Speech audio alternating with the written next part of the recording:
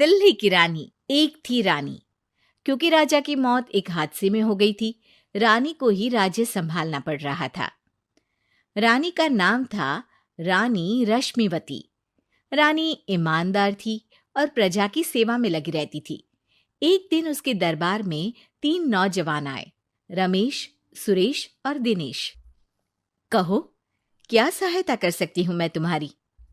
हम आपके दरबार में काम करना चाहते हैं ताकि जनता की सेवा कर सके। लेकिन अभी तो तुम्हारी उम्र बहुत छोटी है। तुम लोगों को तो अभी अपनी पढ़ाई पर ध्यान देना चाहिए। हमारा मन पढ़ाई में नहीं लगता। माता पिता को लगता है कि हम किसी के लायक नहीं है और हम साबित करना चाहते हैं कि हम लायक हैं। उत्साह बहुत अच्छा है, मगर अभी उम्र कच्ची है तुम लोगों की। अरे उम्र से क्या होता है रानी जी? शास्त्रों में लिखा है कभी किसी के ज्ञान को उसकी उम्र के आधार पर नहीं देखना चाहिए।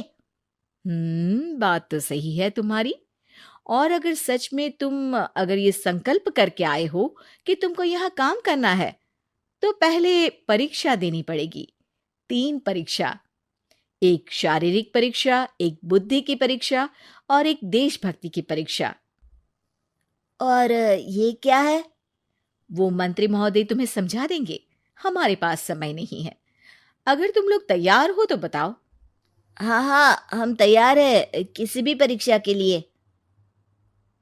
मैं भी तैयार हूँ कुछ भी कर गुजरने के लिए।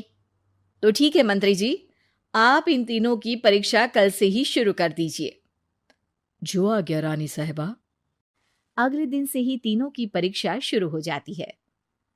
पहले शारीरिक परीक्षा, यानी किस में कितना है दम, ये देखेंगे हम।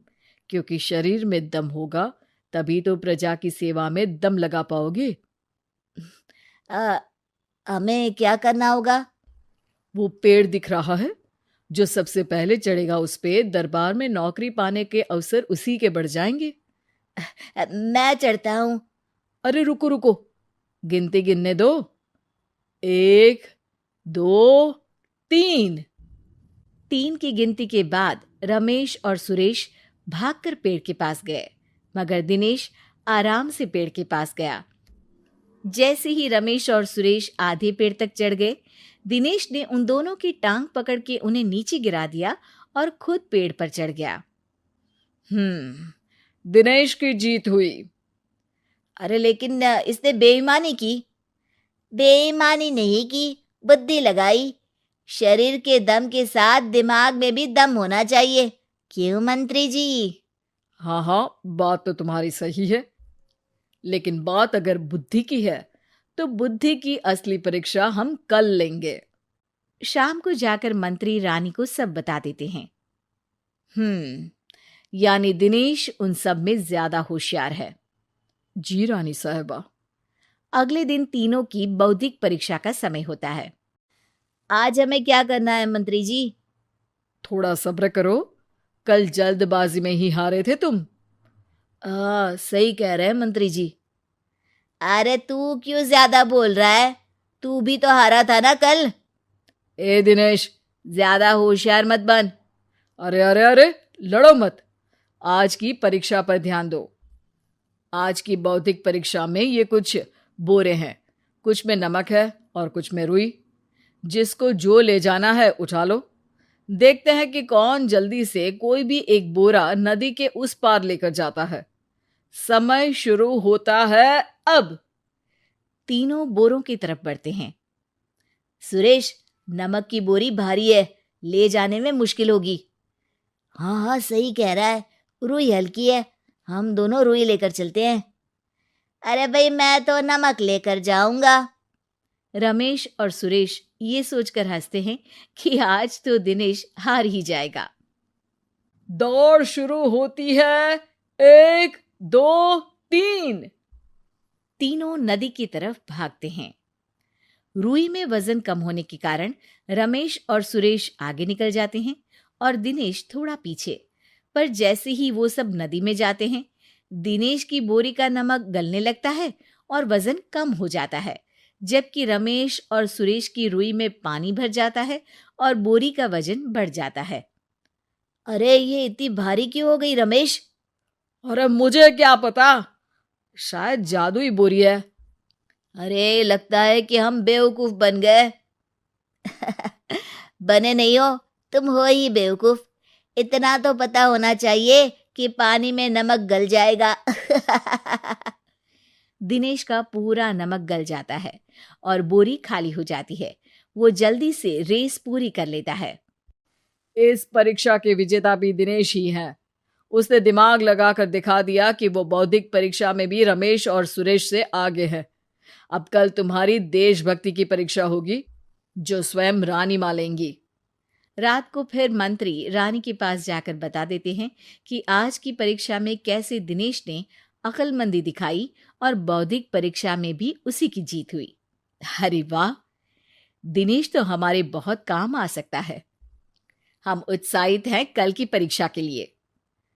वो तो ठीक है रानी साहिबा, लेकिन हमने सुना है कि पड़ोसी राज्य का राजा आकाशदीप हमारे राज्य की सीमा में घुसपैठ कर रहा है। ये तो चिंता की बात है। हमें जल्द ही कुछ करना चाहिए। अगले दिन रमेश, सुरेश और दिनेश अपनी आखिरी देशभक्ति की परीक्षा के लिए दरबार में आते हैं। प्रणाम रानी साहिबा। नमस्कार रानी जी। प्रणाम रानी माँ। हमने तुम्हारी परीक्षा पर गौर किया। दिनेश आगे हैं। हम तुम तीनों में से किसी दो को ही दरबार में काम दे सकते हैं। किसी एक को आज जाना होगा। तो देशभक्ति की परीक्षा के लिए तैयार हो? पूरी तरह से। मैं तीनों से एक ही सवाल करूंगी। जिसका जवाब सबसे सही लगेगा उसे तो नौकरी मिल ही जाएगी। फिर दूसरे सबसे सही जवाब देने वाले को भी काम मिलेगा। आप लोगों का समय शुरू होता है अब। ज्यादा सोचने का समय नहीं होगा। जो मन में पहली बात आए उसका जवाब दे। तो सवाल यह है कि तुम इस मिट्टी के लिए क्या कर सकते हो? मैं इस मिट्टी को साफ रखूंगा। यहाँ के लोगों के भोजन की कमी को मैं पूरी करूंगा। मैं यहाँ के लोगों को गले लगा लगा के उनको खुशी दूंगा रानी माँ, और गरीबों के लिए घर बनवाऊंगा। मैं इस मिट्टी के लिए किसी की जान भी ले सकता हूँ रानी माँ। मंत्री, दिनेश को एक तलवार दो। जी रानी जी। दिनेश, पड़ोसी राज आकाशदीप की जान तुम्हारे हाथ में है। जाओ, अपना काम पूरा करो। आज रात को तुम उस पर हमला करोगे जब वो सो रहा होगा। दिनेश वहां से चला जाता है। रानी मां, ये आपने क्या किया? अभी किया नहीं है मंत्री जी। आप आकाशदीप को संदेशा भिजवाओ कि पड़ोसी देश का एक कातिल रात को उन पे हमला करेगा और दिनेश को पकड़वा दो। अरे, ये आप क्या कह रही हैं? और क्यों कर रही हैं आप ऐसा? राजा को लगेगा कि हमने उसकी मदद की, उसकी जान बचाकर। वो हमारे राज्य का पीछा छोड़ देगा और हमारा एहसानमंद हो जाएगा। और दिनेश का क्या होगा? इस राज्य को दिनेश जैसे शातिर और लड़ाकू लोगों से ज्यादा जरूरत है, ऐसे लोगों की जो लोगों को खाना खिलाने की और खुश करने की बात करे। और ये गुण सुरेश और रमेश में है। इन्हें नौकरी दे दो। दिनेश बहुत चतुराई से नौकरी हड़पना चाहता था, जिसके लिए उसने रमेश और सुरेश जैसे दोस्तों का भी नुकसान किया। पर रानी ज्यादा चतुर निकली। उसने एक तीर से दो निशाने लगाए। दिनेश जैसे खूंखार युवक को राज्य से बाहर करवा दिया और पड़ोसी राजा आकाशदीप को अपना एहसानमंद कर लिया। पूरा दरबार रानी की जय जयकार कर रहा था। Hi everyone! Haha! Welcome to our channel! Don't forget to like and subscribe for more fun!